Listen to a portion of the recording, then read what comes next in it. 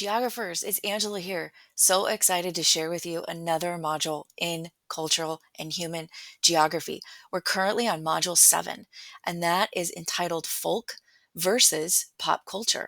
Sometimes you're going to see folk culture called local culture.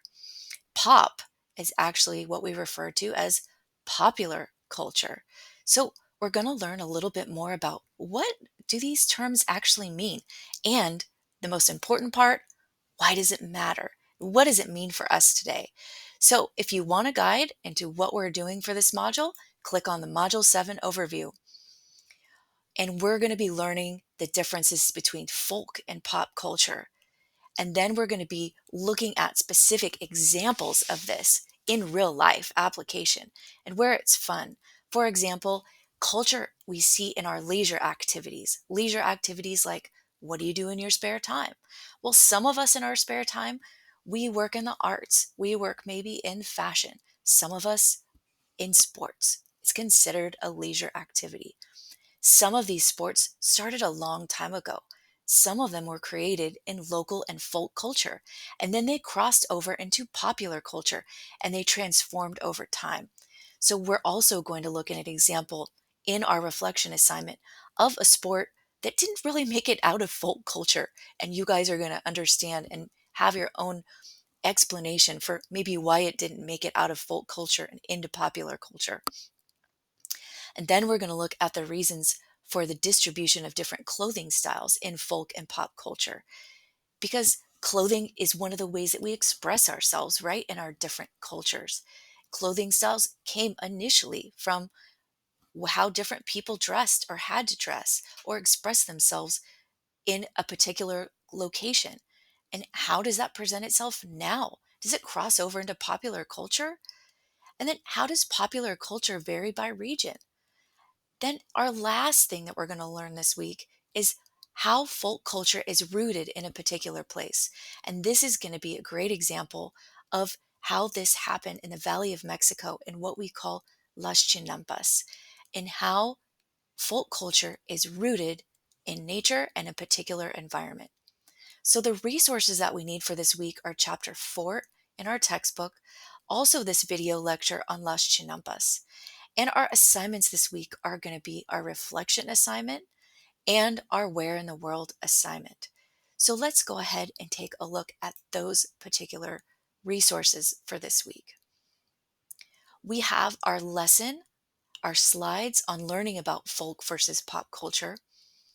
We also have this video lecture on Las Chinampas. And what this is a very short video lecture on an example of folk culture rooted in a particular environment, most specifically in the Valley of Mexico, in and around the capital city of Mexico, Mexico City. We have also those slides for you as well. Then we're going to move on to our assignment, Module 7 Reflection Assignment. We will have our key issue questions. In this initial question, you're going to be asked to learn about the differences between pop culture and local or folk culture. Then we're going to hone in on some of those learning objectives. So, what is the significance and how do certain sports transform from folk to pop culture? Here is an example of a sport that maybe made some aspects into popular culture. And then in key issue 3, we're going to look at the website of Zara. Zara is a Spanish clothing company, but they have reach into different parts of the global fashion market. You're going to look at some of their clothing that they offer in Africa and Asia and explain how some of those choices in those global locations differ from other parts of the world.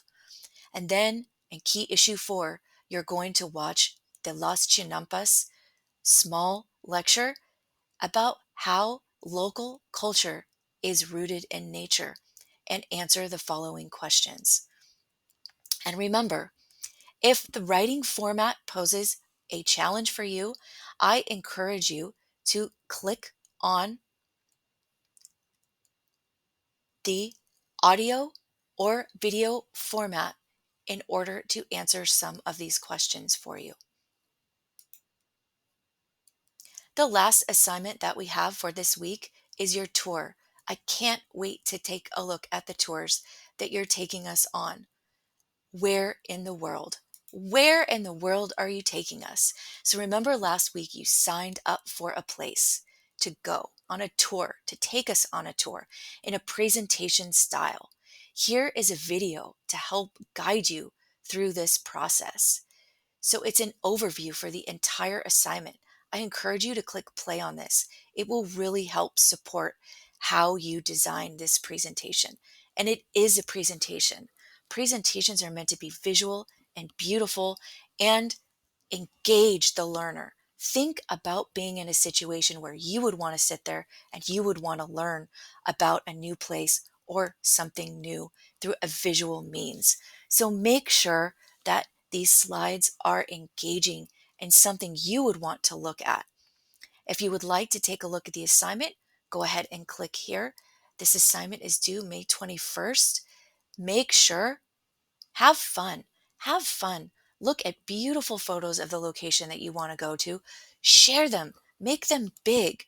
And tell the viewer, explain to us why you chose this place and what attracted you to it. I really look forward to hearing and seeing these presentations. I want it to be an opportunity for you to learn about a place that maybe you already love, maybe you've already been there, or maybe you can't wait to go there. So, I hope you have a great week. And in the meantime, if you ever need anything, let me know through the Remind app, through email, or come see me on campus.